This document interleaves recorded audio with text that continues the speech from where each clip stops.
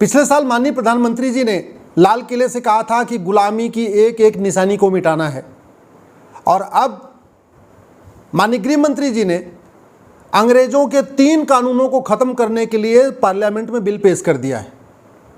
1860 में बना हुआ इंडियन पिनल कोड अब खत्म हो जाएगा, 1872 में बना हुआ एविडेंस एक्ट भी खत्म होगा, और इसी के साथ क्रिमिनल प्रोसीजर कोड ये भी अब खत्म हो जाएगा। इसकी जगह 3 नए कानून आ जाएंगे। मैं इसके लिए माननीय प्रधानमंत्री जी को और माननीय गृह मंत्री जी को धन्यवाद देता हूं, उनकी पूरी टीम को धन्यवाद देता हूं। लेकिन मेरी एक रिक्वेस्ट है, 3 कानून आपने शुरू किए, खत्म किया है, ये स्वागत योग्य है, लेकिन 1950 से पहले बने सभी कानूनों को खत्म करिए, क्योंकि अंग्रेजों ने एक भी कानून भारत के लिए, भारत की संस्कृति के लिए, भारत में भ्रष्टाचार खत्म करने के लिए या भारत में अपराध खत्म करने के लिए नहीं बनाया था। अंग्रेजों ने 100% कानून या तो भारत को लूटने के लिए बनाया था, या भारत को बांटने के लिए बनाया था, या अपनी सत्ता को मजबूत करने के लिए बनाया था। इसलिए जब तक एक भी अंग्रेजी कानून है तब तक भारत में राम राज्य नहीं आ सकता। कायदे से ये काम नेहरू जी को करना था कि जैसे आज़ादी मिली सारे अंग्रेजी कानून खत्म कर देते, अंग्रेजी व्यवस्था बदल देते, अंग्रेजी पुलिस व्यवस्था बदलते, अंग्रेजी न्यायिक व्यवस्था बदलते, लेकिन उन्होंने कुछ नहीं किया। अब वही काम मोदी जी कर रहे हैं, इसके लिए बहुत बहुत साधुवाद, बहुत बहुत बधाई। लेकिन ये 3 कानून बदलने से स्पीडी जस्टिस अभी भी नहीं होगा, 1 साल के अंदर न्याय नहीं मिलेगा। अगर हम चाहते हैं कि भारत में 1 घंटे के अंदर मुकदमा दर्ज होना शुरू हो जाए, 1 महीने के अंदर जांच पूरी हो जाए और 1 साल के अंदर लोगों को न्याय मिलना शुरू हो जाए, यानी FIR within hour, investigation within month and justice within year, तो उसके लिए हमें अमेरिका की तर्ज पे 1 नेशन 1 पिनल कोड लागू करना पड़ेगा। जो कानून अभी पेश हुआ है पार्लियामेंट में, ये बहुत अच्छा है, पहले से बहुत बेटर है, लेकिन इस कानून के अलावा भी भ्रष्टाचार अपराध के 40-50 कानून और भी अभी भी चलेंगे। घूसखोरी का कानून अलग से चलता रहेगा, जमाखोरी का अलग से चलता रहेगा, मिलावटखोरी का अलग से चलता रहेगा, कालाबाजारी का अलग से चलता रहेगा, नशा तस्करी का अलग से चलता रहेगा, मानव तस्करी का अलग से चलता रहेगा, सोना तस्करी का अलग से चलता रहेगा, जिहाद कट्टरवाद रोकने के लिए अलग से कानून चलता रहेगा, घुसपैठ के लिए कोई कानून है ही नहीं है, धर्मांतरण के लिए कोई कानून सेंट्रल लेवल पे है ही नहीं है, आतंकवाद वाला कानून अलग से चलता रहेगा, अलगाववाद अलग से चलता रहेगा।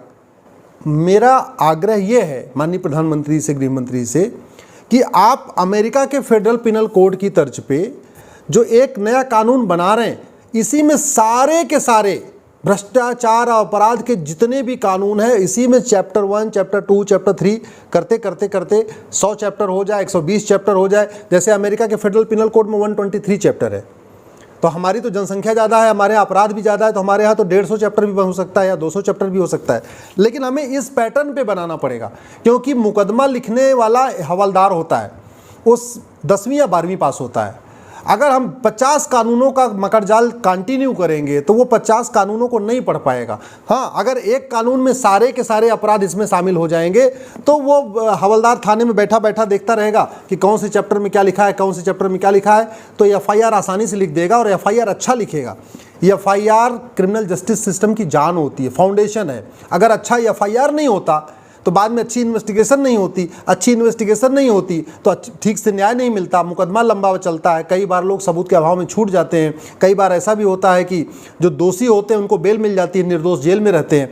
इसलिए FIR अच्छा होना चाहिए। FIR तभी अच्छा होगा जब 1 नेशन 1 पिनल कोड होगा। इसके अलावा चूँकि जाँच पुलिस को करना है, पुलिस हर राज्य की अलग अलग कानून से चल रही है। 1861 का जो पुलिस एक्ट है इसको बदलना पड़ेगा। अंग्रेज़ों द्वारा बनाया गया कानून ये 1861 का बहुत घटिया है, हमें 1 नेशन 1 पुलिस कोड भी लागू करना पड़ेगा।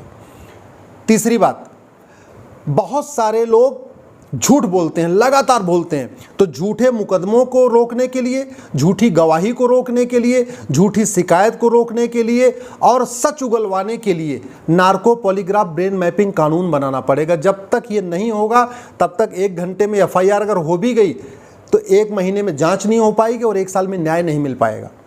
इसी तरीके से 1908 का सिविल प्रोसीजर कोड, ये जो ज़मीन का संबंधित विवाद है, ये 1908 के सिविल प्रोसीजर कोड से चलता है, इसको भी बदलना पड़ेगा। जब तक ये 1908 का सिविल प्रोसीजर चलता रहेगा तब तक ज़मीन के मुकदमे 25 साल, 30 साल, 40 साल चलेंगे।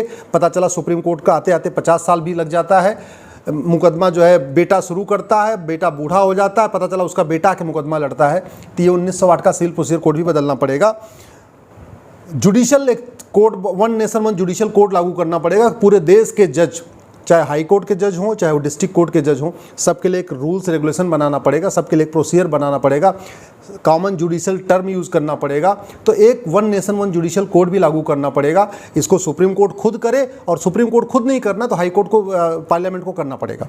इसी तरीके से एक जुडिशल चार्टर लागू करना पड़ेगा कि कौन सा मुकदमा कितने दिन के अंदर खत्म होगा, कौन सा मुकदमा 5 डेट में खत्म होगा, कौन सा 10 डेट में खत्म होगा, कौन सा 15 डेट में खत्म होगा।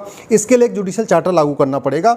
एक सिटीजन चार्टर लागू करना पड़ेगा कि जो जितने भी अधिकारी हैं, चाहे हवलदार हैं, चाहे वो थानेदार हैं, चाहे वो तहसीलदार हैं या कलेक्टर हैं या क्लर्क हैं, एडीएम हैं, चकबंदी अधिकारी हैं या डीडीसी एसओसी हैं, टाइम बाउंड तरीके से शिकायतों को दूर करें, उसके लिए एक सिटीजन चार्टर लागू करना पड़ेगा। एक एडमिन चार्टर लागू करना पड़ेगा। और सबसे इम्पॉर्टेंट, सारे कानून बन गए लेकिन अगर भ्रष्टाचार खत्म नहीं होगा तो भी जस्टिस विद इन ईयर नहीं होगा। टारगेट है जस्टिस विद इन ईयर।